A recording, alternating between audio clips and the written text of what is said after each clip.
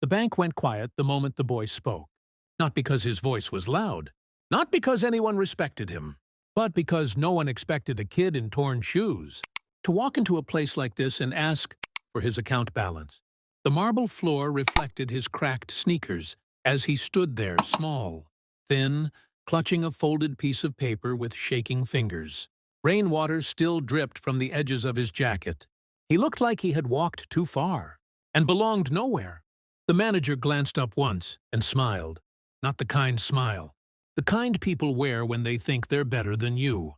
"Let me guess," the manager said loudly, leaning back in his chair so everyone could hear. $1, right?" Laughter rippled through the bank. The boy didn't laugh. His name was Jordan. He was 11. And this wasn't the first time adults laughed at him. Teachers laughed when he said he wanted to study finance. Shop owners watched him like a criminal. People crossed the street when they saw him coming. Still, he stood there. "I just want to check my account," Jordan said softly. The manager tapped his keyboard slowly, still smiling, still enjoying the attention. Employees behind him exchanged amused looks. A security guard folded his arms, already bored. "Kid," the manager said, shaking his head. "Banks are for serious customers." Jordan swallowed. He remembered his mother's voice from years ago.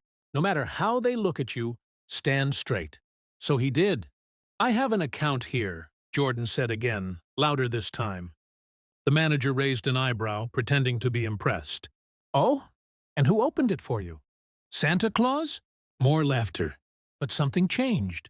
The manager finally typed the account number from Jordan's paper. His smile stayed, but his fingers slowed. The keyboard clicks echoed louder than they should have. Behind him, an employee leaned forward slightly. Another stopped whispering.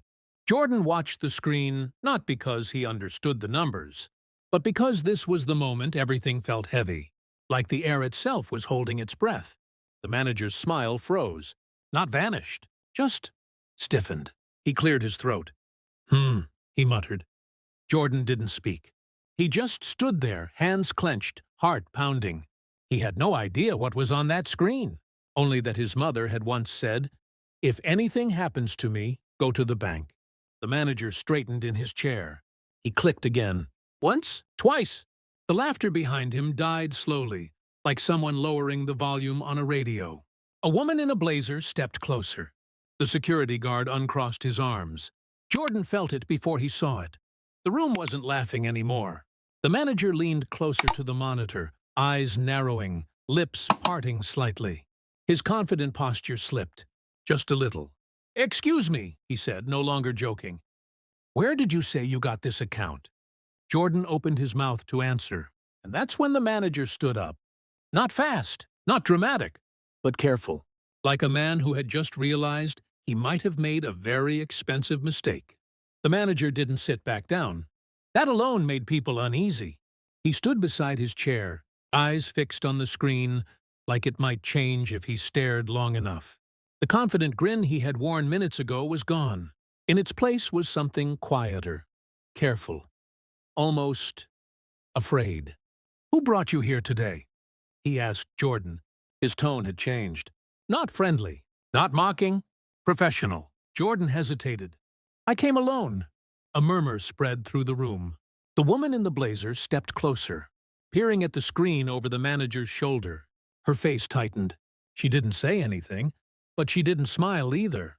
The manager clicked again, scrolled, then stopped. "You said your name is Jordan," he said slowly. "Jordan, what?" "Jordan Miles," the boy replied. The name landed strangely. The manager blinked once, then twice. Miles. The woman behind him inhaled sharply. "Sir," she whispered, just loud enough for him to hear, "that account." The manager raised a hand, not to stop her, to steady himself. Jordan noticed something odd then. No one was laughing anymore. The security guard had stepped closer to the desk. Employees stood frozen, eyes darting between the boy and the screen. Even customers waiting in line leaned forward, curiosity replacing boredom. The manager finally looked at Jordan again. "You've been managing this account yourself?" he asked. Jordan nodded. "My mom taught me how." "Your mother," the manager said carefully. What was her name? Jordan's chest tightened. Elena Miles. Silence. Not dramatic silence. The kind that creeps in when people sense they've crossed a line they can't step back from. The woman in the blazer closed her eyes for a brief second. The manager slowly sat back down. I see, he said, though it was clear he didn't. At least, not fully. His fingers hovered over the keyboard, no longer playful. Every click now felt deliberate, controlled. Jordan felt smaller by the second. He remembered the hospital room, the beeping machines, his mother squeezing his hand and saying, "Promise me you'll never let anyone make you feel small." The manager turned his monitor slightly away from public view. That was the first real sign, because people only hide screens when there's something worth hiding. A man in line frowned. "What's going on?" he muttered. The manager ignored him. "Jordan," the manager said, lowering his voice, "how often do you access this account?" "Once a month," Jordan answered. "For school fees?" The manager swallowed. "School fees," he repeated. He typed again, paused, then printed something. The printer hummed loudly in the quiet room, too loudly. When the paper slid out, the manager didn't pick it up right away. He just stared at it. Then very carefully he folded it in half. The woman leaned in. "Sir," she whispered, "this account is protected under—" "I know," the manager cut in. His voice was tight now. Jordan noticed sweat forming near the man's temple. "Why is everyone staring at me?" Jordan asked quietly. No one answered. The manager finally looked at him, really looked at him for the first time. Not as a poor kid, not as a joke, but as a problem he didn't understand yet. "You said your mother opened this account," he said. The manager didn't realize he was holding his breath until his chest began to hurt. The numbers on the screen hadn't changed, but his understanding of the room had. He stood up slowly, pushing his chair back with care, as if any sudden movement might shatter what he was seeing. His confident voice, the one he had used to mock a child, was gone. "Everyone," he said quietly, "I need a moment." No one moved. The regional office answered on the first ring. "Yes," the manager said, lowering his voice, though the room leaned in anyway.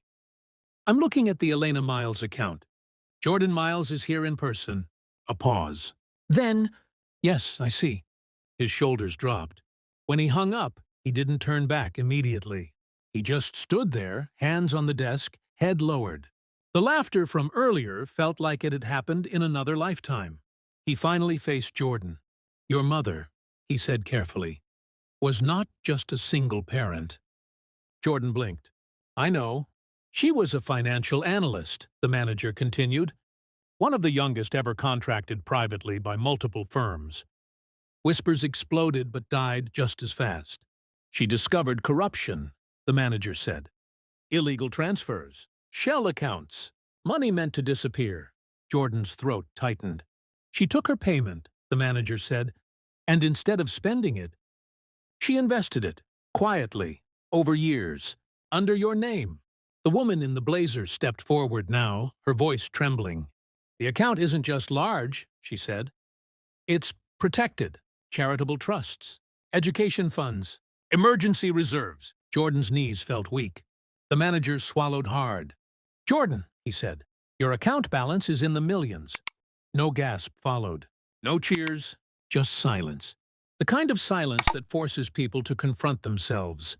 The manager stepped away from the desk and did something no one expected. He knelt. Not dramatically, not for show. He lowered himself until he was eye level with the boy he had mocked. "I laughed at you," he said, "and I was wrong." Jordan stared at him not with anger, not with pride, just with sadness. "My mom said people would do that," Jordan said softly. The manager nodded. She was right. He stood and turned to the room. "I owe this young man an apology," he said. "So do some of you." No one argued.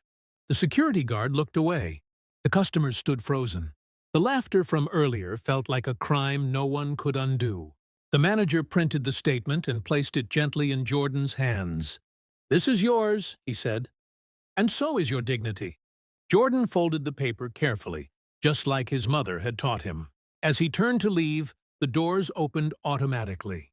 But before he stepped out, the manager spoke once more. Jordan? Yes? I hope you'll forgive me. Jordan paused. I don't need to, he said. I just won't forget. Then he walked out. No music played. No one clapped. No one spoke. Because sometimes the loudest ending isn't applause. It's the silence that follows when people realize who they laughed at and what that says about them.